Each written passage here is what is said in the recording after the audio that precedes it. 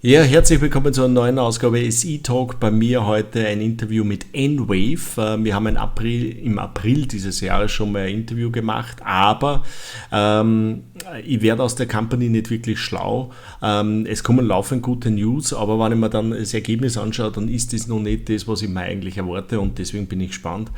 Der Brent ist da, er ist Präsident und CEO, und so wie immer, und er wird mir das erklären, was da Sache ist. Aber ein Conflict of Interest, ich bin Aktionär, also bitte das alles mit Vorsicht sozusagen genießen. Brent, thank you for your time. So early in the morning, it's your early morning, my early afternoon, and thank you for your time to come to the show. And I have a conflict of interest. I'm a shareholder, and we do our last interview in April this year. And to be honest, I'm okay. We are in tough markets, but when I'm looking at your companies and see all the press releases, good deal here and deal there and deal here, and the next deal coming up, and here 120 kilowatt machine. What you build for a company, and then I look at sometimes the quarterly results and saying where I can find all these new contracts, and it looks really good for me, but yeah, we don't see it in this number, and this is the big question what I have, when we will see this in these numbers, and when we coming up with really the great breakthrough. Fair enough. Yeah, I had the same sentiment to how the capital markets have reacted from a flurry of good commercial developments. That being said, transparently, there was obviously the negative of winding down our subsidiary company in early 2023, which is far behind us now. And in fact, the sale of the assets of that business has led to an increased cash position for us as well. The buyer of those assets are now creating a meaningful cash royalty to our business. And then the second thing that sort of hangs over our head from some shareholders communicating with us is they think that the litigation against former management of our company is still a threat to our business. And I want to reassure all folks that watch this video that from our standpoint, it is not. They are not a threat. It's a full-blown injunction on them, as well as their technology is so infant and would likely never compete against our technology, which is proven, again, with over 50 sophisticated, large food, cannabis, and pharmaceutical partners around the world. Yeah, that's good. You have a graph on your website where you see all the yellow dots and yeah, service partners, and green are the cannabis partners, and so on. And you see that your products are around the globe. And you are normally structured that you always get also a fraction of the revenue from them. Normally, is this right? Correct.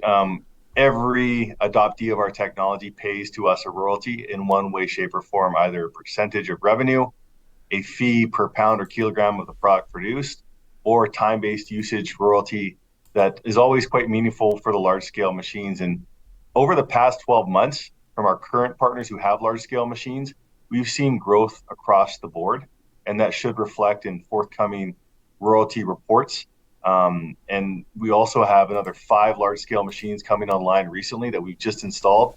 So looking forward to fiscal 24, we anticipate growth to continue in that area for us. Mm-hmm. Okay. Before we come a little bit to the revenue and so on, I have now the website where your press releases are online, and today you're coming up with a new license agreement with a major Australian university. So what we can expect for this kind of relationships or agreements? Primarily for the R&D license agreements that we signed, we're establishing more and more hubs where companies within those specific regions can access our technology under non-disclosure agreements and do product development far faster and at less cost. And our hope is that lower threshold to get in the game and to use REV technology will allow us to put hooks in more companies to sign fully fledged commercial licenses on a more consistent basis. So the deal with the Australian university is one where they buy the machinery outright from us. They can use it for small amounts of commercial product as proof of concept for different companies. And all the while, we're collaborating with them to hopefully generate new business for EnWave long term. Mm-hmm. Okay. Then the last press release was that Brent Charleton get a new 120 kilowatt machine from you. So this is one of the big machines. What you say? And this That's is our largest. Yeah. Yeah. And when you say okay, you have an agreement, how long it's really take that revenue starts to your company? Well, for them, the machine is anticipated to be delivered based on their needs sometime in 2024 latter half of calendar year, based on some of the, I guess, growing distribution that they've won. They currently have a number of their products in Costco and a number of other top tier grocery chains in the United States. And they're going to be expanding that portfolio, hence the need for additional manufacturing capacity. So typically from a purchase order of a large scale machine, it takes about 6 months for us to deliver that machine, to begin producing on that machine. And then dependent on the stage of maturation of each licensed partner, that could turn on to be 80 to 90% capacity utilization immediately.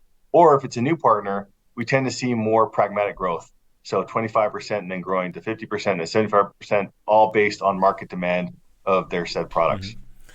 Okay, then also one press release in late September was a license agreement with Michael Foods. This is now a license agreement. So what is the difference? Is it before they take a product from you, or how far is this away from production?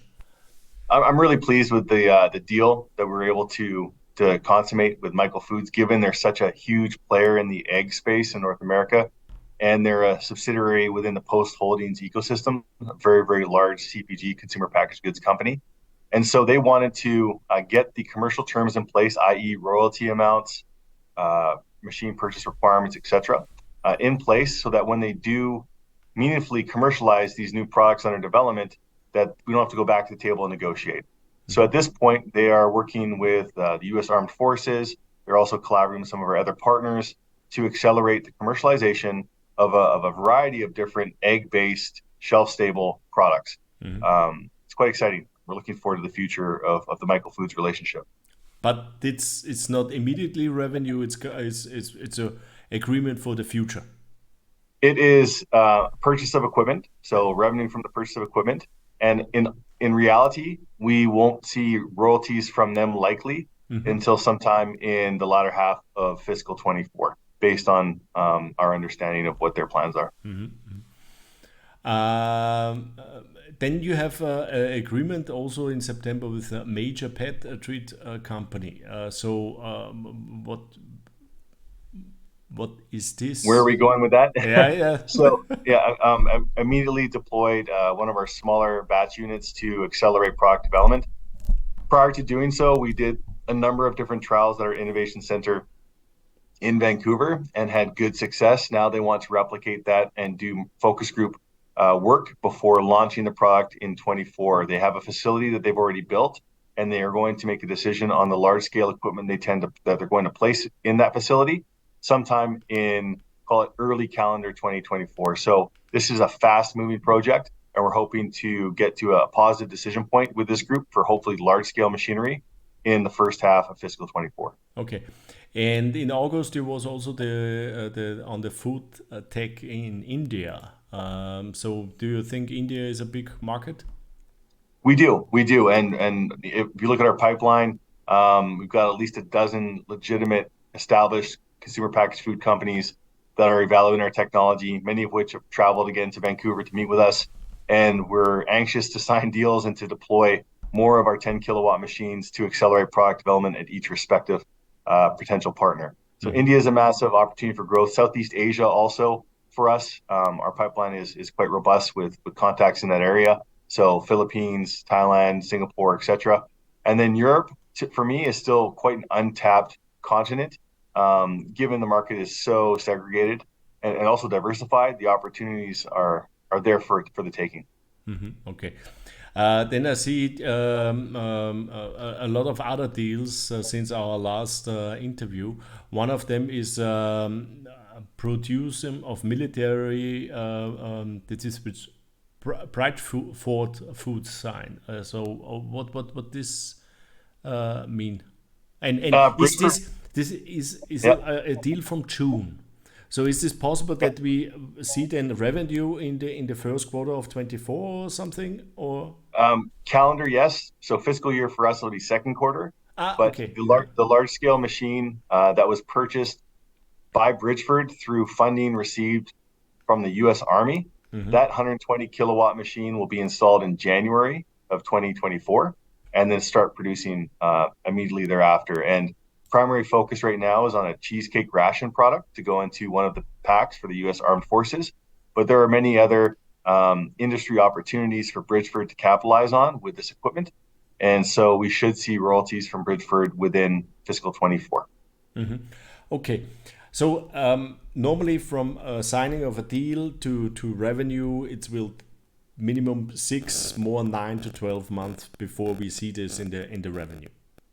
That's right. And similar to our situation now, we're just finishing the installation at a very large Japanese snack company for a large scale machine. I mentioned Bridgeford forthcoming.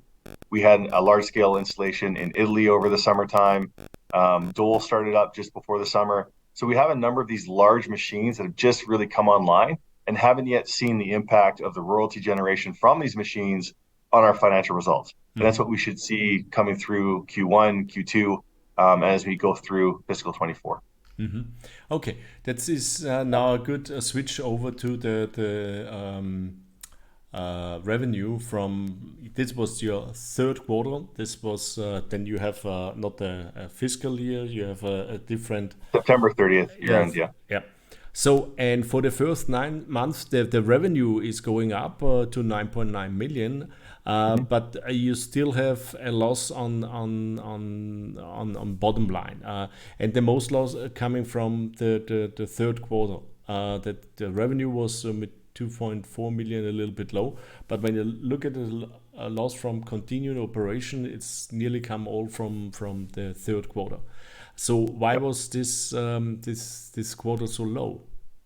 Couple reasons. First of all, the lumpiness of the large machine sales and how we recognize revenue on a percentage completion basis. So through Q2, we had the majority of our construction of the machines on order done. So there was less revenue to recognize. And the historic nature of our business is from quarter to quarter, we can have a great quarter with 2 or 3 large scale machines, or some quarters where there aren't any.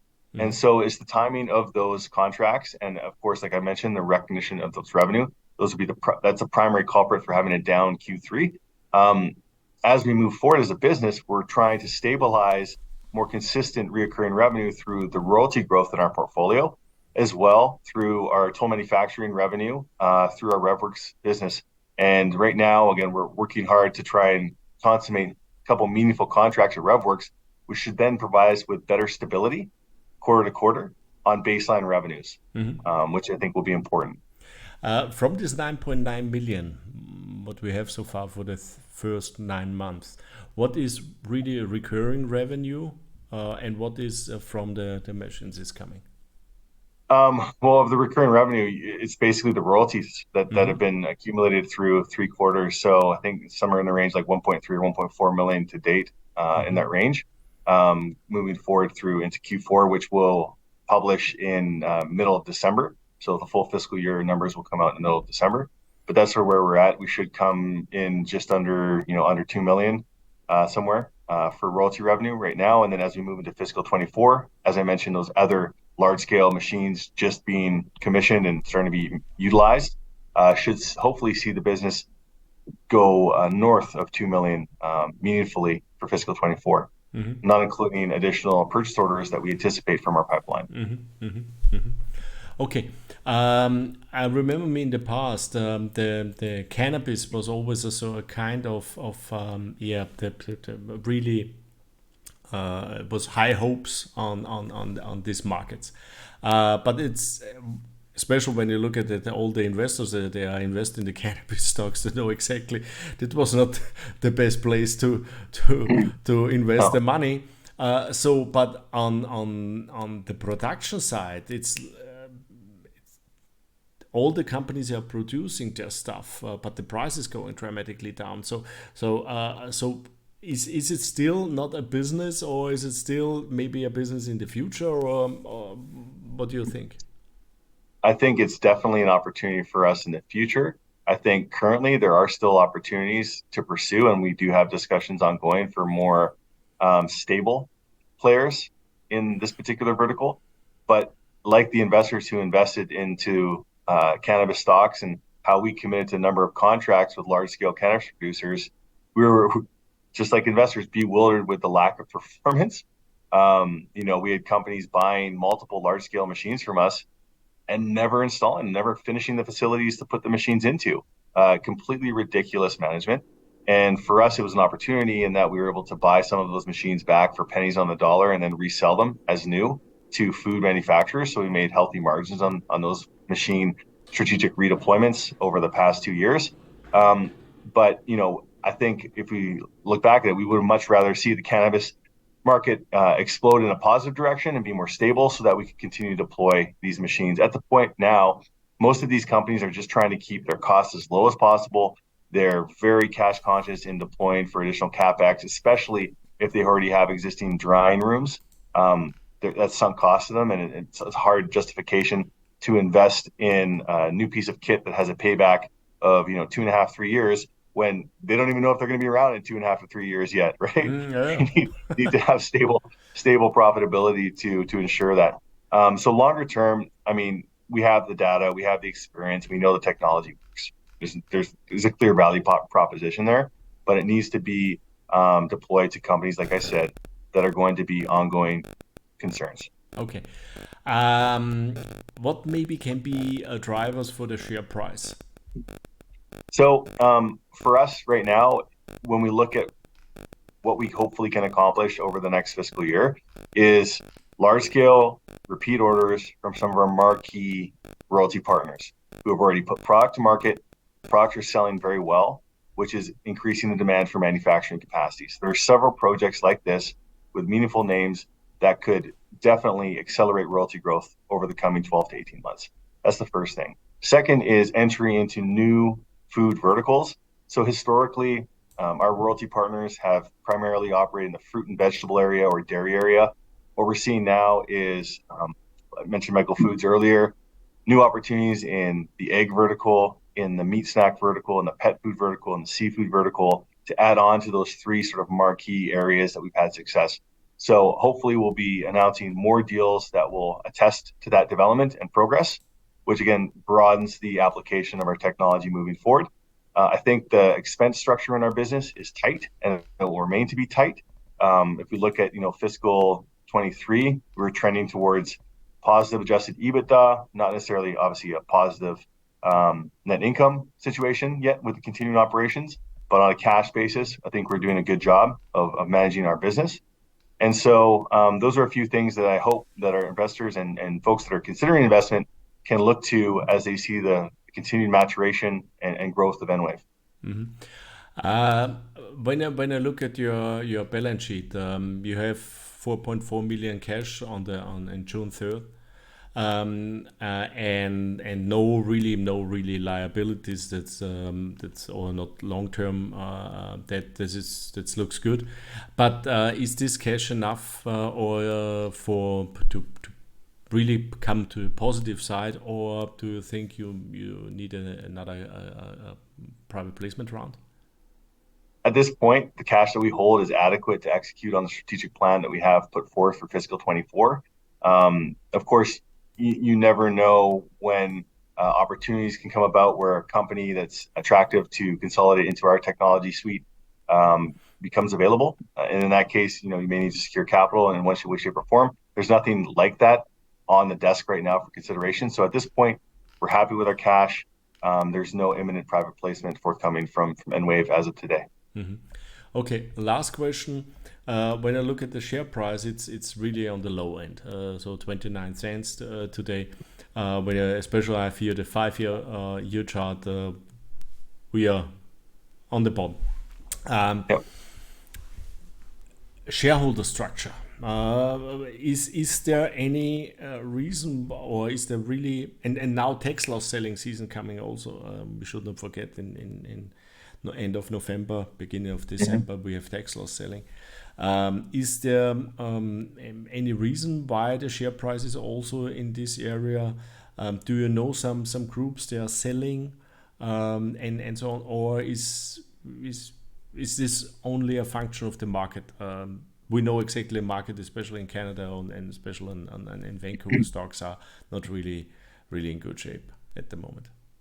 I think, last time we spoke, we were knowledgeable of a fund that was liquidating its position, which caused some negative momentum on the stock price and started to tumble. Combine that with the negative sentiment from microcaps in the Canadian space and the lack of material news flow to stabilize the stock price at that time. We're now at a point where I think the market is looking to see whether or not we can overcome the cash position piece, like not going to the market to raise any more dough, that we can wrap up this legal litigation that we have with former management.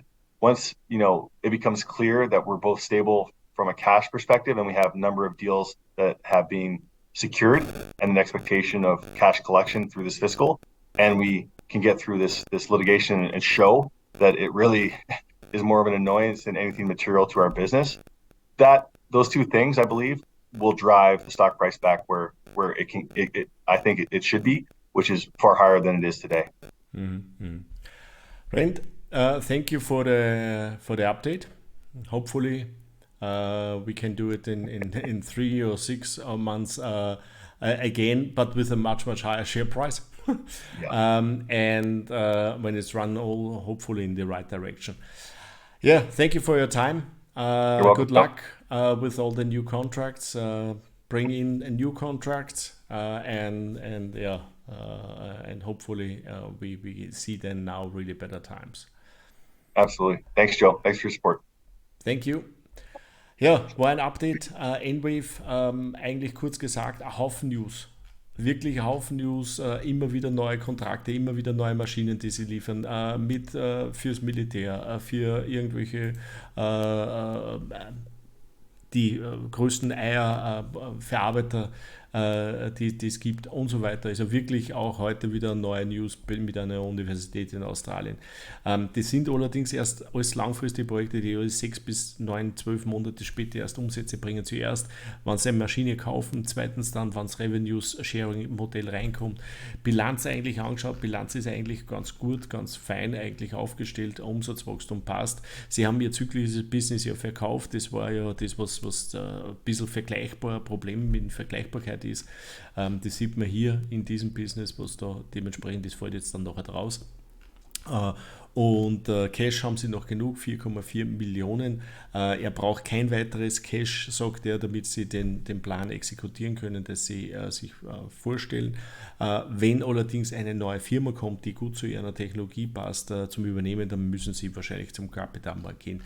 Aktienpreis an sich, ja, ich habe vorher den falschen Chart eingeblendet, keine Ahnung, wie der reingeflutscht ist, weiß nicht, das ist jetzt der Chart über Yahoo. Man sieht hier, wir waren deutlich höher, wie wir das letzte Interview gemacht haben, sind dann wieder gestiegen, sind jetzt runtergefahren auf unter 30 Cent, sind jetzt bei 29, wir sind fast eigentlich auf All-Time Low oder weiß nicht, aber zumindest die letzten 5 Jahreslow und bewegen sie nicht wirklich.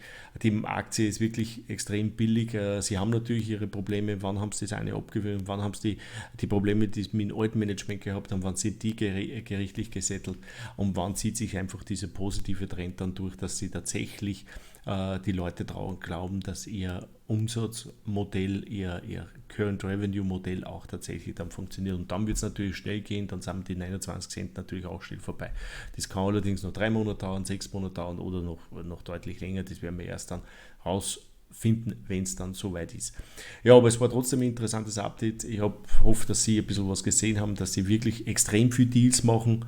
Und für mich ist das nach wie vor einer der ganz spannenden Aktien, die irgendwann einmal fliegen wird, aber ich weiß halt nicht wann. Ja, das war's. Heute ist der 25. Oktober 2023. Ich wünsche euch viel Erfolg noch. Tschüss und Baba. Pfiat euch. Thank you, Brent. Thank you for the time. Welcome. Take care.